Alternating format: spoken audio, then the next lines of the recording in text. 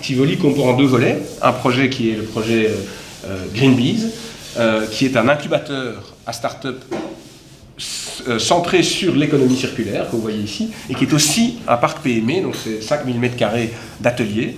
Donc vous avez des ateliers au rez-de-chaussée, et au-dessus, quelque chose qui ressemble un peu à des espaces bureaux, mais qui est un incubateur à start-up centré sur l'économie circulaire. C'est un projet qui coûte 18 millions d'euros, qui a été aussi pas mal primé, et qui a été en grande partie financé par des fonds structurels européens. Donc, ici, en l'occurrence, le projet est assez intéressant parce qu'il se veut vraiment un complément du quartier.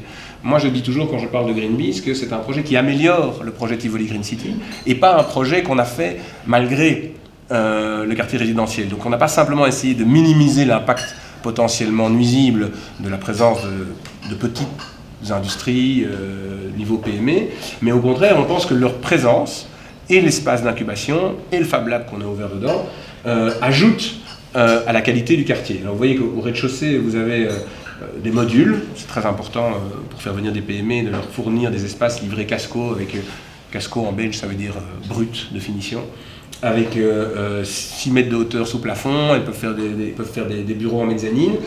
Vous avez deux rues qui sont en fait des rues couvertes, ce qui diminue les nuisances liées au charroi. Et au-dessus de ça, vous avez donc l'incubateur. Donc vous voyez que le côté industriel et le côté face au prochain nouveau quartier est tout à fait pensé pour que d'un côté vous ayez un endroit qui soit attractif dans lequel les futurs habitants aient envie de venir. La salle, elle pourra servir d'ailleurs à des événements liés au quartier. C'est en tout cas un appel aussi à l'entrepreneuriat. On pense que c'est important dans ces quartiers-là de montrer que oui, il y a moyen de créer son propre job et de se développer économiquement. Et puis de l'autre côté, la partie industrielle qui est tournée vers le quartier qui lui-même est à vocation plus industrielle. Dedans, nous avons décidé d'opérer nous-mêmes, en collaboration avec la ville de Bruxelles, un Fab Lab qui va s'adresser évidemment à plusieurs types de publics. Il y a beaucoup d'écoles autour dans le quartier, donc on espère qu'on va pouvoir initier la fabrication numérique des écoles. On va travailler avec Bruxelles Formation. On espère évidemment, enfin c'est déjà le cas, que les startups tournées autour de l'économie circulaire vont utiliser cette facilité-là. En fait, pour nous, le Fab Lab, c'est vraiment une réponse à plein de choses intéressantes.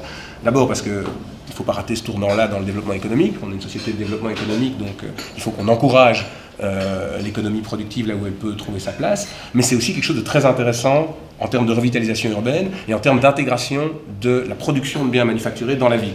Certes, c'est une nouvelle manière de produire des biens manufacturés, c'est pas les 150 000 emplois qui vont être créés là, mais c'est très important de pouvoir trouver sa place dans les quartiers, et donc on pense que ça va ajouter à l'attractivité du quartier.